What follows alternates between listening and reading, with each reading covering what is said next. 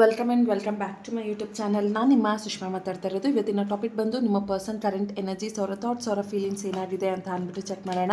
And ನಿಮ್ಗೆ ಏನಾದರೂ personal tarot reading ಬೇಕಿದ್ರೆ ನನ್ನ ಒಂದು ವಾಟ್ಸಪ್ ನಂಬರ್ಗೆ ಕಾಲ್ ಅಥವಾ ಮೆಸೇಜ್ ಮಾಡಿ ಪರ್ಸನಲ್ ಟ್ಯಾರೋ ರೀಡಿಂಗ್ನ ಪಡಿಬೋದು. ನಿಮ್ಗೆ ಏನಾದರೂ ಈ ಒಂದು ರೀಡಿಂಗಲ್ಲಿ ಯಾವುದಾದ್ರೂ ಒಂದು ಮೆಸೇಜ್ನ ಕ್ಲೇಮ್ ಮಾಡ್ಕೋಬೇಕು ಅಂದರೆ ನಾನು ಒಂದು ಕಮೆಂಟ್ ಸೆಕ್ಷನಲ್ಲಿ 111 ಅಂತ ಅಂದ್ಬಿಟ್ಟು ಟೈಪ್ ಮಾಡ್ಬೋದು.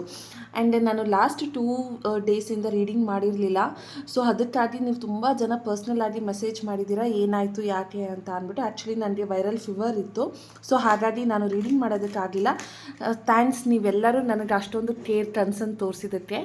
ಸೊ ವಿಲ್ ಸ್ಟಾರ್ಟ್ ರೀಡಿಂಗ್ ನಾವು. ಓಕೆ, ಸೊ ನೋಡೋಣ ನಿಮ್ಮ ಪರ್ಸನ್ ಎನರ್ಜಿ ಯಾವ ಥರ ಇದೆ ಅಂತ ಅಂದ್ಬಿಟ್ಟು. ಓಕೆ, 8 ಆಫ್ ಸ್ವಾರ್ಡ್ ಬರ್ತಿದೆ. 8 of sword is a energy of over thinking. ಏನೋ ಒಂದ್ರ ಬಗ್ಗೆ ಸ್ಟಕ್ ಆಗಿರೋದು, ಯಾವುದೋ ಒಂದು ವಿಚಾರವಾಗಿ ಅವರು ಏನೋ ಆಲೋಚನೆ ಮಾಡ್ತಿರೋ ಅಂಥದ್ದು, ಬೇಜಾರಲ್ಲಿರೋದು, ಅವರು ಇರೋವಂಥ ಸಂದರ್ಭ ಅಥವಾ ಸಿಚುವೇಶನ್ ಅವ್ರಿಗೆ ಖುಷಿ ಕೊಡ್ತಾ ಇಲ್ಲ, ಸಂತೋಷ ಕೊಡ್ತಾ ಇಲ್ಲ, ಅವರು ಕಂಪ್ಲೀಟ್ಲಿ ಸ್ಟಕ್ ಆಗಿದ್ದಾರೆ. ದ ಥಿಂಗ್ ಇಸ್, ಈ ಪರ್ಸನ್ ಎಲ್ಲಿ ಯಾವ ಥರ ಸಿಚುವೇಶನಲ್ಲಿದ್ದಾರೆ ಅಂದರೆ ಅವ್ರಿಗೆ ಆ ವ್ಯಕ್ತಿನೋ ಅಥವಾ ಸಂದರ್ಭನೋ ಬಿಟ್ಟು ಬರೋಕ್ಕಾಗ್ತಿಲ್ಲ, ಅಥವಾ ಅಲ್ಲೇ ಇರೋದಕ್ಕೂ ಆಗ್ತಿಲ್ಲ, ಒಂಥರ ಸ್ಟಕ್ ಆಗೋಗ್ಬಿಟ್ಟಿದ್ದಾರೆ. ಆ ಒಂದು ಸ್ಟಕ್ಕಿಂಗ್ ಎನರ್ಜಿ ಜೊತೆಗೆ ಅವರು ನಿಮ್ಮ ಬಗ್ಗೆನೂ ಕೂಡ ಅವರು ಯೋಚನೆ ಮಾಡಿ ಸ್ಟಕ್ ಆಗಿದ್ದಾರೆ. ಅವ್ರಿಗೆ ಏನು ಮಾಡಬೇಕು ಅನ್ನುವಂಥ ಒಂದು ಅರಿವೇ ಇಲ್ಲ ಅನ್ನುವಂಥದ್ದು ಇಲ್ಲಿ ಕಾಣಿಸ್ತಾ ಇದೆ. ಅವರು ಸ್ಟಕ್ ಎನರ್ಜಿಯಲ್ಲಿ ತುಂಬ ಇದ್ದಾರೆ ಅಂತ ಅಂದ್ಬಿಟ್ಟು ಹೇಳ್ಬೋದು. ಈ ಪರ್ಸನ್ ಥಿಂಕ್ ಮಾಡ್ತಿದ್ದಾರೆ ನಿಮ್ಮ ಬಗ್ಗೆ, ಅದರಲ್ಲೂ ಕೂಡ ಓವರ್ ಥಿಂಕ್ ಮಾಡ್ತಿದ್ದಾರೆ. ಬಿಕಾಸ್ ಅವ್ರಿಗೆ ಖುಷಿ, ಸಂತೋಷ, ನೆಮ್ಮದಿ ನೀವಾಗಿದ್ದೀರಾ. ನಿಮ್ಮ ಜೊತೆ ಯಾವಾಗಲೂ ಟೈಮ್ ಸ್ಪೆಂಡ್ ಮಾಡಬೇಕು ಅಂತ ಅಂದ್ಕೊಳ್ತಾರೆ, ನಿಮ್ಮ ಜೊತೆನೇ ಇರಬೇಕು ಅಂತ ಅಂದ್ಕೊಳ್ತಾರೆ. ಯಾಕೆಂದರೆ ಎಮೋಷನಲಿ, ಮೆಂಟಲಿ ನೀವು ಅವ್ರಿಗೆ ಕೊಡೋಷ್ಟು ಟೈಮ್ ಅಥವಾ ಕೊಡೋಷ್ಟು ಕನ್ಸರ್ನ್, ಕೇರ್ ಇನ್ಯಾರೂ ತೋರಿಸಲ್ಲ ಅನ್ನೋವಂಥದ್ದು ಅವ್ರಿಗೆ ಗೊತ್ತಿದೆ. ಸೊ ಅವರು ನಿಮ್ಮ ಜೊತೆ ಇದ್ದಾಗ ಅವರ ಎಮೋಷನಲಿ ಫುಲ್ಫಿಲ್ಮೆಂಟ್ ಅನ್ನೋವಂಥದ್ದು ಸಿಗುತ್ತೆ. ಆ್ಯಂಡ್ ಆ ಪರ್ಸನ್ಗೆ ಗೊತ್ತು, ನೀವು ಅವ್ರನ್ನ ತುಂಬ ಚೆನ್ನಾಗಿ ಟೇಕ್ ಕೇರ್ ಮಾಡ್ತೀರಾ, ತುಂಬ ಚೆನ್ನಾಗಿ ನೋಡ್ಕೊಳ್ತೀರಾ, ಆ ವ್ಯಕ್ತಿನ ನೀವು ಅರ್ಥ ಮಾಡ್ಕೊಳ್ತೀರಾ ಅಂತ ಅಂದ್ಬಿಟ್ಟು ಆ ಪರ್ಸನ್ಗೆ ತುಂಬ ಚೆನ್ನಾಗಿ ಗೊತ್ತಿದೆ. ಸೊ ಅವರು ನಿಮ್ಮ ಜೊತೆ ಇದ್ದಾಗ ಏನೋ ಒಂಥರ ಅವ್ರಿಗೆ ಜೀವನದಲ್ಲಿ ಏನೋ ಅಚೀವ್ಮೆಂಟ್, ಏನೋ ಒಂದು ಸಕ್ಸಸ್ ಅಥವಾ ಏನೋ ಒಂದು ಖುಷಿ, ಈ ಥರದ್ದೆಲ್ಲ ಸಿಗುತ್ತೆ ಆ ಪರ್ಸನ್ಗೆ ಅಂತ ಅಂದ್ಬಿಟ್ಟು ಆ ಪರ್ಸನ್ ಫೀಲ್ ಮಾಡ್ತಿದ್ದಾರೆ.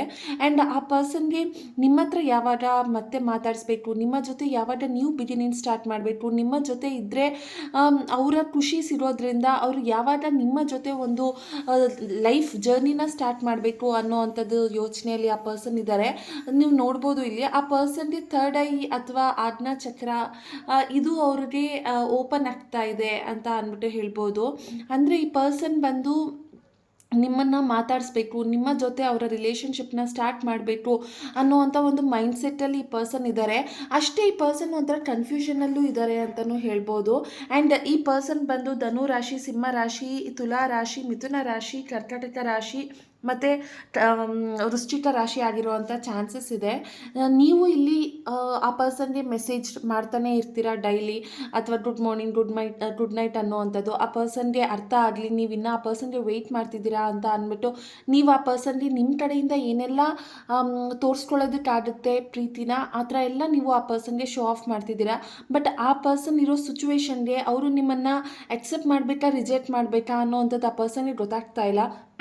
ಅವರು ಇಂಟ್ರೆಸ್ಟ್ ಅನ್ನೋವಂಥದ್ದು ನೀವು ಆ ಪರ್ಸನ್ಗೆ ತೋರಿಸ್ತಿದ್ರು ಆ ಪರ್ಸನ್ ಕಡೆಯಿಂದ ನಿಮಗೆ ಯಾವುದೇ ಒಂದು ಇಂಟ್ರೆಸ್ಟ್ ಇರೋ ಹಾಗೆ ಕಾಣಿಸ್ತಾ ಇಲ್ಲ. ಬಟ್ ಆ ಪರ್ಸನ್ಗೆ ನಿಮ್ಮ ಮೇಲೆ ಡೌನ್ ಆ ಪರ್ಸನ್ಗೆ ಫೀಲಿಂಗ್ಸ್ ಇದೆ. ಆ ಪರ್ಸನ್ ನಿಮ್ಮನ್ನು ಅರ್ಥ ಮಾಡ್ಕೊಳ್ಳೋದಕ್ಕೆ ಟ್ರೈ ಮಾಡ್ತಿದ್ದಾರೆ. ಆದರೆ ಆ ಪರ್ಸನ್ಗೆ ಈಗ ಒಂದು ಮೂವ್ ಮಾಡಿದ್ರು ನೀವು ಅವ್ರನ್ನ ಹಚ್ಕೊಂಡ್ಬಿಡ್ತೀರಾ. ನಿಮ್ಮನ್ನು ಅವ್ರು ಹಚ್ಕೊಂಡ್ಬಿಟ್ಟಾಗ ಪ್ರಾಬ್ಲಮ್ ಆಗುತ್ತೆ ಅನ್ನೋ ಒಂದು ಮನಸ್ಥಿತಿಯಲ್ಲಿ ಆ ಪರ್ಸನ್ನು ನಿಮ್ಮ ಮೇಲೆ ಇಷ್ಟ ಇದ್ರೂ ನೀವೇನೇ ಕೇರ್ ಕನ್ಸರ್ನ್ ತೋರಿಸಿದ್ರು ಕೂಡ ಆ ಪರ್ಸನ್ ಅದನ್ನು ರಿಜೆಕ್ಟ್ ಮಾಡ್ತಾ ಇದ್ದಾರೆ. ಯಾಕೆ ಅಂತ ಅಂದರೆ ನಿಮ್ಮ ಪ್ರೀತಿಯಲ್ಲಿ ಬಿದ್ದರೆ ಅವರು ಮತ್ತೆ ಪ್ರಾಬ್ಲಮ್ಗೆ ಸಿಗಾಕೊಳ್ತಾರೆ, ಅವ್ರಿಗೇನೋ ಕಷ್ಟ ಆಗುತ್ತೆ ಅನ್ನೋ ಒಂದು mindset. Is of pentacle is a card of like ನಿಮಗೆ ಕಮಿಟ್ಮೆಂಟ್ ಕೊಡಬೇಕು, ನಿಮ್ಮ ಜೊತೆ ಒಂದು ಸ್ಟೇಬಲ್ ರಿಲೇಷನ್ಶಿಪ್ನ ಸ್ಟಾರ್ಟ್ ಮಾಡಬೇಕು, ನಿಮ್ಮ ಜೊತೆ ಅವರು ಲೈಫ್ ಲಾಂಗ್ ಲೀಡ್ ಮಾಡಬೇಕು, ನಿಮ್ಮನ್ನು ಮದುವೆ ಆಗಬೇಕು, ನಿಮ್ಮ ಜೊತೆ ಎಂಗೇಜ್ಮೆಂಟ್ ಆಗಬೇಕು, ಅಥವಾ ನಿಮ್ಮ ಜೊತೆ ಆ ಪರ್ಸನ್ ಎಂಗೇಜ್ ಆಗಿರಬೇಕು ಅಂತ ಅಂದ್ಬಿಟ್ಟು ಈ ಪರ್ಸನ್ ಫೀಲ್ ಮಾಡ್ತಿದ್ದಾರೆ. ಇವರ ಒಂದು ಡೇಟ್ ಆಫ್ ಬರ್ತ್ ಪ್ರಕಾರ ಆಡಿರೋರು 1, 10, 19, 28 ಆಡಿರ್ತಾರೆ, 8, 17, 26 ಆಡಿರ್ತಾರೆ, ಆ್ಯಂಡ್ ಆಲ್ಸೋ 4, 13, 22, 31 ಆಡಿರ್ತಾರೆ, ಆ್ಯಂಡ್ 9, 18, 27 ಆಡಿರ್ತಾರೆ ಈ ಪರ್ಸನ್. ಇವರಿಗೆ ನಿಮ್ಮ ಜೊತೆ ಒಂದು new start, new relationship form ಮಾಡಬೇಕು ಅನ್ನೋವಂಥ ಒಂದು ಮೈಂಡ್ಸೆಟ್ ಇದೆ. ಯಾಕೆಂದರೆ ನೀವೇ ಅವರ ಪ್ರಪಂಚ ಆಗಿದ್ದೀರಾ, ನಿಮ್ಮ ಜೊತೆನೇ ಅವರ ಜೀವನ ಇರಬೇಕು ಅಂತ ಅಂದ್ಬಿಟ್ಟು ಅವ್ರು ಅಂದ್ಕೊಳ್ತಾರೆ. ಆದರೆ ಅವರ ಸುತ್ತಮುತ್ತ ಅವರು ಒಂದು ಏನು ಬೌಂಡ್ರಿ ಹಾಕೊಂಡ್ಬಿಟ್ಟಿದ್ದಾರೆ. ನಾನು ಈ ಮೂಮೆಂಟಲ್ಲಿ ನನ್ನನ್ನು ನಾನು ಸೆಲ್ಫ್ ಕಂಟ್ರೋಲ್ ಮಾಡ್ಕೋಬೇಕು, ನಾನು ಯಾರನ್ನೂ ಇಷ್ಟಪಡಬಾರ್ದು, ನಾನು ಯಾರಿಗೂ ಟೈಮ್ ಕೊಡಬಾರ್ದು, ನನ್ನ ಜೀವನನ ನಾನು ರೂಪಿಸ್ಕೋಬೇಕು ಅನ್ನೋ ಒಂದು ಮೈಂಡ್ಸೆಟ್ಟಲ್ಲಿ ಈ ಪರ್ಸನ್ ಇದ್ದಾರೆ. ಈ ಕಾರ್ಡ್ ಏನು ಹೇಳ್ತಿದೆ ಅಂತ ಅಂದರೆ, ಆ ಪರ್ಸನ್ಗೆ ನೀವು ಇಷ್ಟ ಇದ್ದೀರಾ, ಬಟ್ ಒಂದು ಸಂದರ್ಭ ಅಥವಾ ಒಂದು ವ್ಯಕ್ತಿಯಿಂದ ಅವರು ಬೌಂಡ್ರಿ ಹಾಕ್ಕೊಳ್ತಿದ್ದಾರೆ. ಅವರು ಆ ಒಂದು ಸಿಚುವೇಶನಿಂದ ಹೊರಗಡೆ ಹೋಗಿ ನಿಮ್ಮನ್ನು ಮಾತಾಡ್ಸೋಣ ಅಂದರೆ ನೀವು ಅವ್ರನ್ನ ಹಚ್ಕೊಳ್ಳೋದು, ಅವರು ನಿಮ್ಮನ್ನು ಹಚ್ಕೊಳ್ಳೋದು ಆದರೆ ಮತ್ತೆ ಎಲ್ಲಿ ಪ್ರಾಬ್ಲಮ್ ಕ್ರಿಯೇಟ್ ಆಗುತ್ತೆ, ಎಲ್ಲಿ ಮತ್ತೆ ನಿಮ್ಮನ್ನು ಅವರು ಮೆಂಟ್ಲು ಥರ ಫೀಲ್ ಮಾಡಿಸಿ ಹೋಗ್ಬಿಡ್ತಾರೆ, ಮತ್ತು ನೀವು ಅವರ ಒಂದು ಮನಸ್ಥಿತಿಯಲ್ಲೇ ಅವರು ನಿಮ್ಮ ಜೀವನ ಇರುತ್ತೆ ಅನ್ನೋ ಒಂದು ಮೈಂಡ್ಸೆಟ್ಟಲ್ಲಿ ನಿಮಗೂ ಪ್ರಾಬ್ಲಮ್ ಆಗಬಾರ್ದು, ಅವ್ರಿಗೂ ಪ್ರಾಬ್ಲಮ್ ಆಗಬಾರ್ದು ಅಂದ್ಬಿಟ್ಟು ಆ ಪರ್ಸನ್ ಅವರು ತುಂಬ ಕಂಟ್ರೋಲ್ ಮಾಡ್ಕೊಳ್ತಿದ್ದಾರೆ ಅಂತ ಅಂದ್ಬಿಟ್ಟು ಇಲ್ಲಿ ಕಾಣಿಸ್ತಾ ಇರೋವಂಥದ್ದು. ಸೊ ನೋಡೋಣ ಇನ್ನು ನಿಮ್ಮ ಎನರ್ಜಿ ಯಾವ ಥರ ಇದೆ, ಅವ್ರ ಎನರ್ಜಿ ಯಾವ ಥರ ಇದೆ, ಈ ಪರ್ಸನ್ ಏನು ಹೇಳೋದಕ್ಕೆ ಟ್ರೈ ಮಾಡ್ತಿದ್ದಾರೆ ಆ್ಯಂಡ್ ನೀವೇನು ಹೇಳೋದಕ್ಕೆ ಟ್ರೈ ಮಾಡ್ತಿದ್ದೀರಾ ಅಂತ ಅಂದ್ಬಿಟ್ಟು. Okay fine. So first unsocial ಅಂತ ಬರ್ತಾ ಇದೆ. You need to get out and mingle with new people so you can meet someone ಅಂದರೆ ನೀವು ಈ ಪರ್ಸನ್ ಒಂದು ಮೈಂಡ್ಸೆಟ್ಟಲ್ಲಿ ಮುಳುಗೋಗ್ಬಿಟ್ಟು ಇವ್ರದ್ದೇ ಯೋಚನೆಯಲ್ಲಿದ್ದು ನೀವು ಯಾರ ಜೊತೆನೂ ಮಾತಾಡಬೇಕು ಅಂತ ಅಂದ್ಕೊಳ್ತಿಲ್ಲ, ಯಾರ ಜೊತೆನೂ ಓಡಾಡಬೇಕು ಅಂತ ಅಂತಿಲ್ಲ. ಅಂದರೆ ಸೋಷಿಯಲ್ ಗ್ಯಾದರಿಂಗ್ಸ್ನ ತುಂಬ ಕಮ್ಮಿ ಮಾಡಿಬಿಟ್ಟಿದ್ದೀರಾ. ಮನೆಯಲ್ಲೂ ಅಷ್ಟೇ ನೀವೇ ಲೋನ್ಲಿ ಆಗಿರ್ತೀರಾ, ನಿಮ್ಮ ರೂಮಲ್ಲಿ ನೀವಿರ್ತೀರಾ, ಏನೋ ಮೊಬೈಲ್ ನೋಡ್ಕೊಳ್ತೀರಾ, ನಿಮ್ಮ ಕೆಲಸ ನೀವು ಮಾಡ್ಕೊಳ್ತಿರ್ತೀರಾ, ಮನೇಲಿರೋರ ಜೊತೆನೂ ಮಾತಾಡಲ್ಲ, ಹೊರಗಡೆ ಫ್ರೆಂಡ್ಸ್ ಜೊತೆ ಹೊರಗಡೆ ಹೋಗಲ್ಲ, ಯಾರ ಹತ್ರನೂ ನಿಮ್ಮ ಫೀಲಿಂಗ್ಸ್ನ ಹೇಳ್ಕೊಳಲ್ಲ.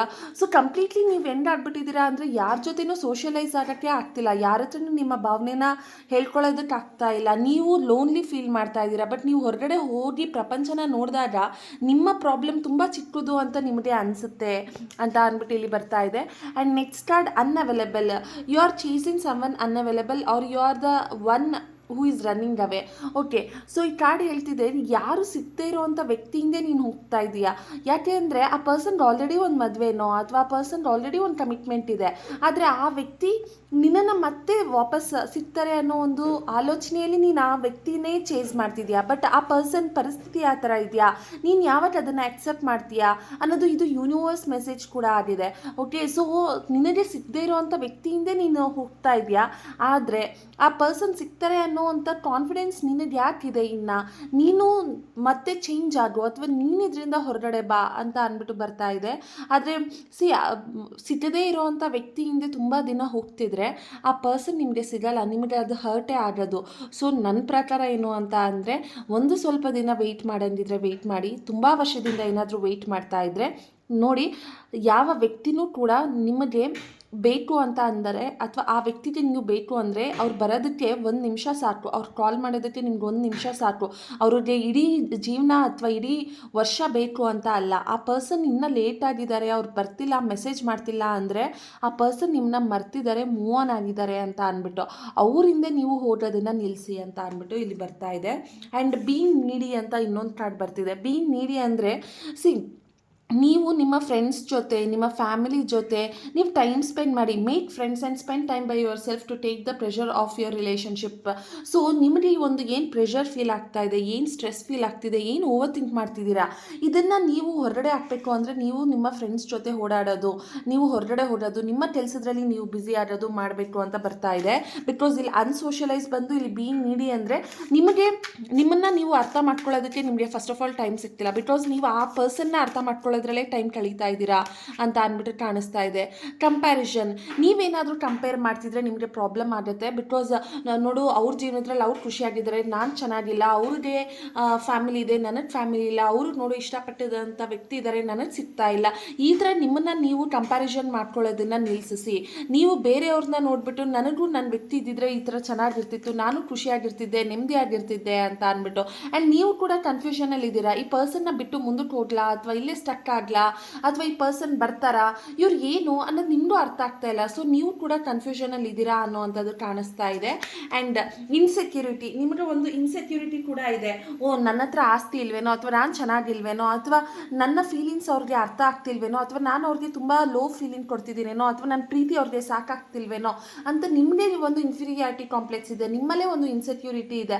ಅದನ್ನು ನೀವು ಚೇಂಜ್ ಮಾಡ್ಕೊಳ್ಳಿ. ರಿಲೇಷನ್ಶಿಪ್ಪಲ್ಲಿ ಇನ್ಸೆಕ್ಯೂರಿಟಿ ಇದ್ದರೆ ನೀವು ಯಾವತ್ತೂ ಆ ಪರ್ಸನ್ನ ಅಪ್ರೋಚ್ ಮಾಡೋಕ್ಕಾಗಲ್ಲ. Self love is also important. ನಿಮ್ಮನ್ನು ನೀವು ಪ್ರೀತಿಸಿ, ನಿಮ್ಮಲ್ಲಿ ನಿಮಗೆ ಒಂದು ಕಾನ್ಫಿಡೆನ್ಸ್ ಇರಲಿ, ಆವಾಗಲೇ ನಿಮ್ಮ ಸುತ್ತಮುತ್ತ ಇರೋರು ಕೂಡ ನಿಮ್ಮನ್ನು ಪ್ರೀತಿಸ್ತಾರೆ, ನಿಮಗೂ ಕೂಡ ಆ ಪರ್ಸನ್ ಜೊತೆ ಇರೋಂಗೆ ಆಗುತ್ತೆ. ಸೊ ಇದಾಗಿತ್ತು ಇವತ್ತಿನ ರೀಡಿಂಗ್. ನಿಮ್ಗೆ ಈ ರೀಡಿಂಗ್ ಇಷ್ಟ ಆಗಿದ್ರೆ ನನ್ನ ಒಂದು ಕಮೆಂಟ್ ಸೆಕ್ಷನಲ್ಲಿ ತಿಳಿಸಿ. Thank you.